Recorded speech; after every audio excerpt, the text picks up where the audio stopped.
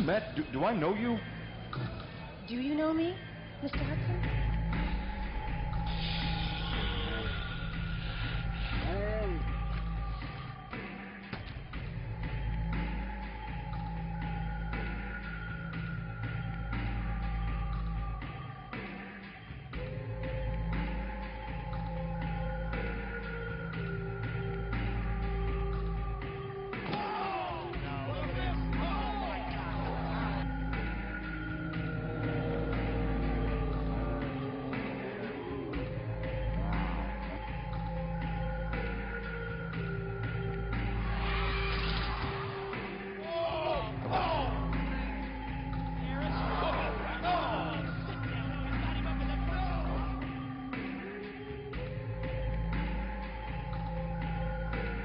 Who are you? I am as of no consequence to you, Mr. Hudson.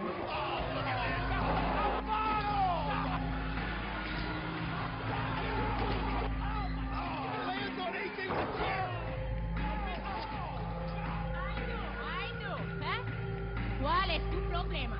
You is the man they call Senor Russo, ¿verdad? Huh? You got a problem with me? Huh? You got a problem with me? Because I can see that you got the troubled eyes, huh? Oh, man, the black hole slam! Black hole slam! He winds Raven up and drives him down to the mat!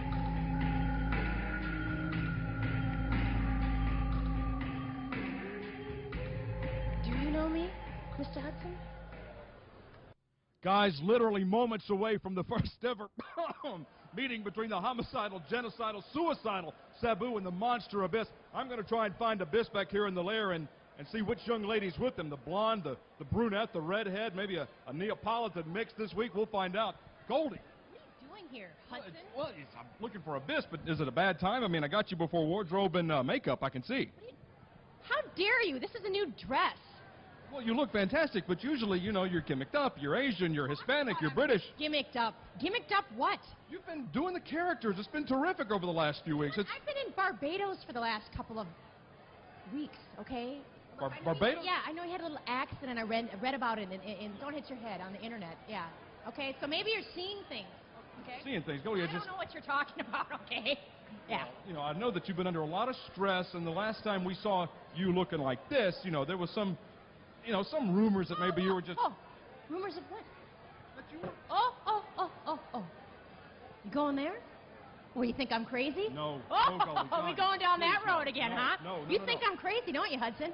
No. Let me tell you, the last guy that called me that even insinuated that I was a Looney Tune, he's in bad shape right now. Yeah? Real bad shape. You know what I'm talking about? I don't think you need to end up like that, do you? I don't want to. Listen, where's Abyss? Where is Abyss? Abyss is ready to go for his match. I've been talking to him. He's been talking to me. Everything is A-okay. So Abyss never says a word. Abyss can't talk. maybe he doesn't have anything that he'd like to say to you. Look, why don't you just get out of here? Get it? Let's go to the ring, guys. Whoa. The following contest is scheduled for one fall as a special challenge bout. About to make his way to the ring, weighing in at 339 pounds, he is the Monster of Fear.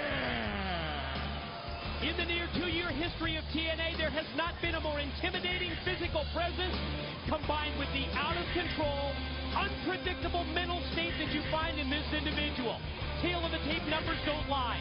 6'8" in height, 340 pounds in weight. Factor in a less than stable frame of mind, and it spells the Monster Abyss, and that spells trouble for anyone who crosses his path.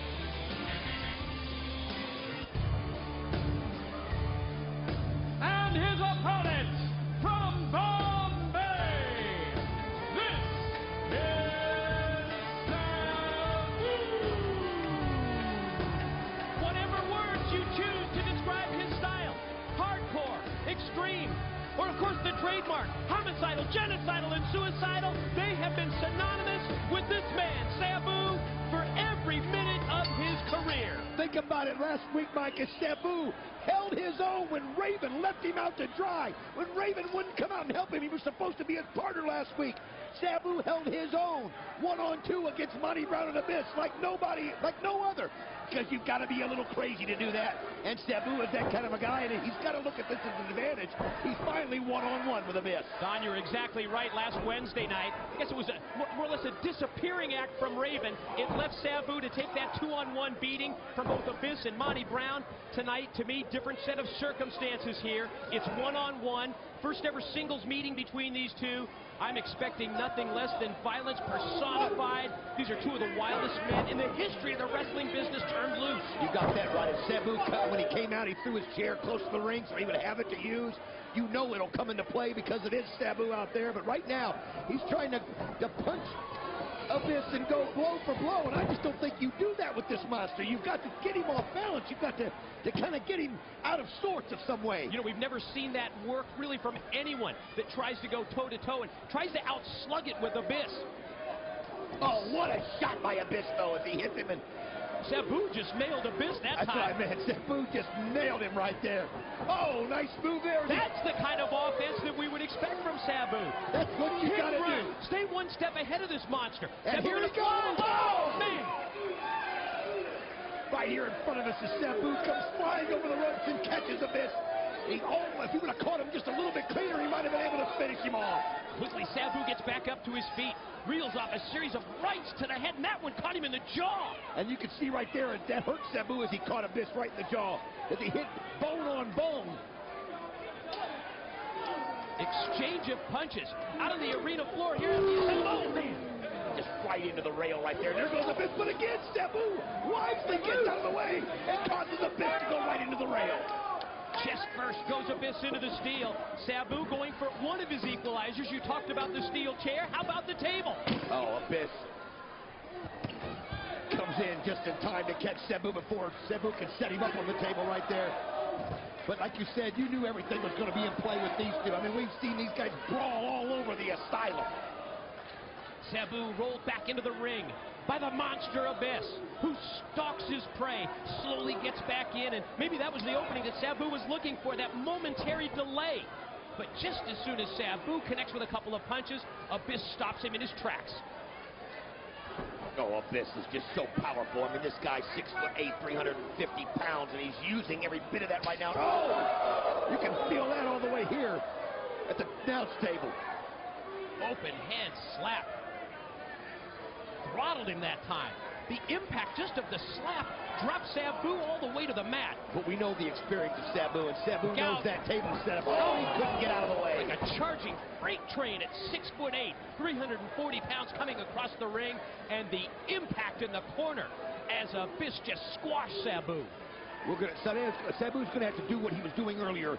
Use Abyss's weight against him. Find some way to get him off balance to where the weight and the momentum carries him off of his feet, then he can take advantage of it, Mike. Sabu shot off into the ropes, telegraphed with the back body drop, hurt Abyss. Sabu connects with a kick. Oh, he got it!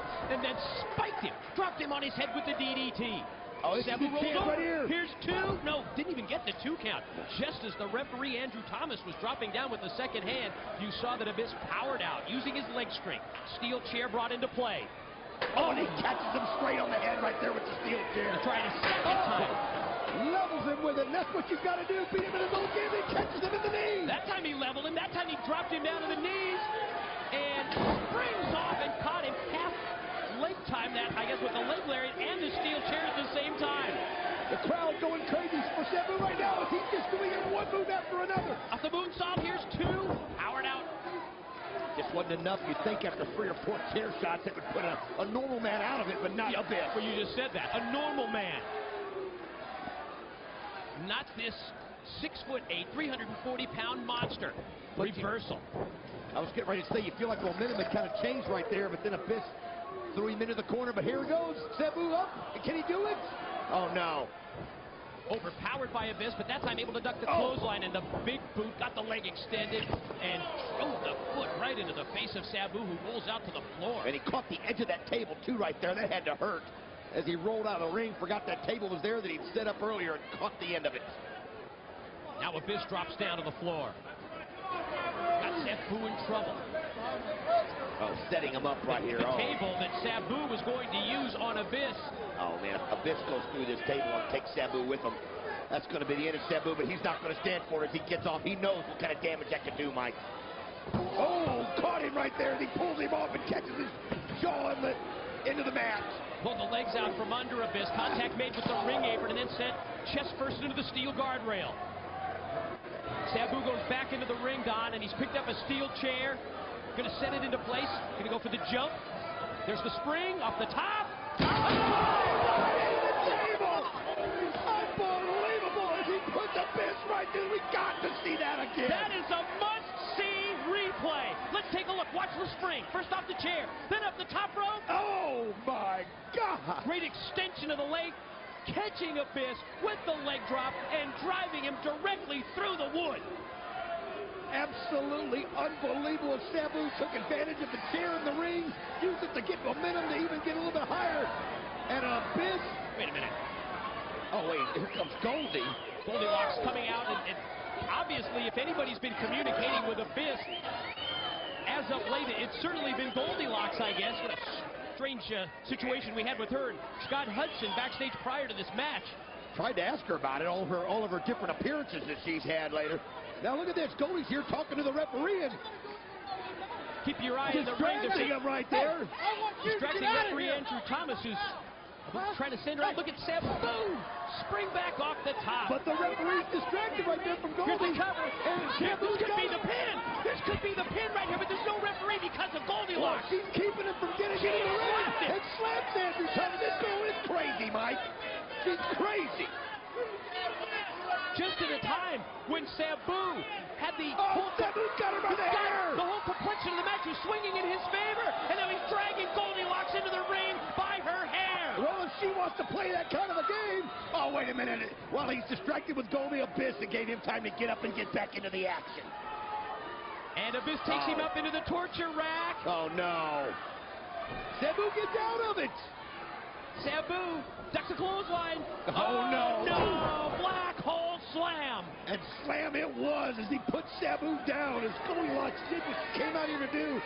Distracted the referee to keep Sabu from getting the pin. Here's this communication that we talked about earlier. Oh, wait a minute. Oh! Abyss just grabbed the referee and threw him into the chair that was in the corner. Surely they're going to do something about that, yes. Referee Thomas calls for the bell. Referee Andrew Thomas has disqualified Abyss, the winner, Sabu. Oh, great call on the part of Andrew Thomas. Wait a minute. He's got the chain around Sabu's neck. He's wrapping a steel chain around his throat, around his neck. Somebody do something here. The match has already been thrown out.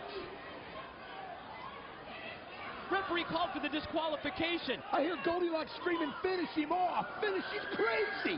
What has gotten into her? She's snapped. And he's hanging him. Here he comes. He's hanging him. Wait a minute. That's Eric Watts. Well, where the heck is Raven? We got Eric Watts instead with a baseball bat. The former NWA Director of Authority, the ex-boyfriend of Goldilocks, Eric Watts, has come down the aisle with a baseball bat. Oh, and he catches Abyss again. He catches him again. And Abyss fails. Eric Watts was there to make the save, but Don, is it any surprise that Raven was nowhere to be found? No, nowhere to be found at all when Sabu was in trouble. He abandoned him again.